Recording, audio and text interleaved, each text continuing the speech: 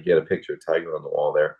Well, Scott Fawcett's a friend of mine. He's actually in town now at the championship. Yeah, yeah. And so he sent me this great video years ago, and it was this, and you may have seen it. It's this thing he did about Tiger. It was in 2018. He did this video of Tiger Woods in 2000, and he literally stopped watching the whole year. I love that video. It's Yeah. a crazy video. So I Hmm. show my students this. I go, here's the great Tiger Woods. What's so great about the most dominant year ever? And so, it's pretty plain to see that everything prior to the committed first step into the shot, was different. His conversations, his choice of club, environment, whatever. The fact that he was, had a burrito for breakfast, who knows? Okay, but the bottom line is, once he made his mind up and took his first step, that whole year it was like a robot. Hmm. It was like he calls it a walking meditation, and it was. And I can relate to that because I have had moments in my tournament golf where I feel like my routine is so automatic, and then the outcomes are actually very high level all day long. So the more I just bought into that walk-in routine and the rhythm of my routine and not too worried about the outcome, man, the outcomes were like, ooh, that was good. That driver was really solid, or that iron's on it. And then, and the choices came easy in the routine. So I really try to impress on people that, golf is hard because it's separated by time. We tee off at 8 o'clock. We don't hit our second shot till 8:06. We don't hit our third shot till 8:12. Right. So it's not like we're raking the ball and hitting it on the range with this like, really quick memory of the shot we hit or missed a second ago. And then we can Hmm. adjust for it, right? Real golf is okay, let's hit a shot and deep to deep, look at the clock for 5 minutes, and then we get to hit another one.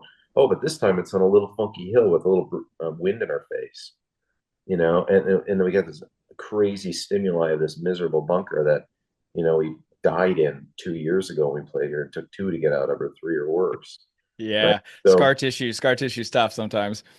so it's like I try to say to people, okay, there's a golf camp yeah, we're going to fix technique stuff. There's no question.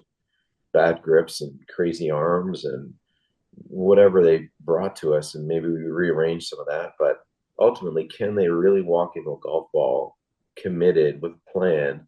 And I say you're going to either hit a good one, bad one, or an indifferent one. And they're neither three are going to kill you, Hmm. and it's like, can you handle that? Yeah, I hope so. Right. And I tell stories about, like, I remember Canadian Masters one year. I get paired with this really good player named Roger Wessels. He was a South African guy, and they had if you played in the South African tour, they give you that you could play the Canadian tour. And so this guy comes over to the Canadian Masters at a great course in Southern Ontario, Huron Point, I think it was called. Anyway, the first hole is like a 3-wood par four. It's like 360 or 380, but it kind of got super tight. And so you couldn't hit driver anyway. But nowadays, some guy would probably try to hit it on the green. But back then, it was like, 250 shot was plenty, then a wedge or 9 iron on the green. So, now on the tee from blah, blah, blah, South Africa, Roger Wessels, tip of the cap, flushes a 3-wood down there. Like, that's nice. I get up on the tee, local boy, blah, blah, blah. There's not too many people around, but there's a couple hundred maybe, a smattering of applause. And I proceed like to heel top one, barely through the dewy grass, like to where it was like I could hit it, but it was like pretty in thick rough, not even like by the ladies' tee almost, you know what I mean? Right. Like, oh, wow. And says a boom, boom, boom, boom, boom, boom, boom, boom. Oh, sweat. Like, just felt this, like, oh my gosh, it just like literally heel topped it in front of a bunch of people rooting for me to do well in my hometown playing this cool tournament, which I think Mike Weir won that year. Anyway, I go down there and I hack it down there by his ball. I knock it on 15 feet and I make a par. Such a He, good four. you know what I mean? He hits Yep. it 20 feet and misses. And, he looks at me and I look at him and I'm like, nice par. You know what I mean? And away we go. And I played a nice round of golf, right? And so it's like, yeah, I just hit an amazingly embarrassing shot. And I tell people I'm incapable of being embarrassed, by the way.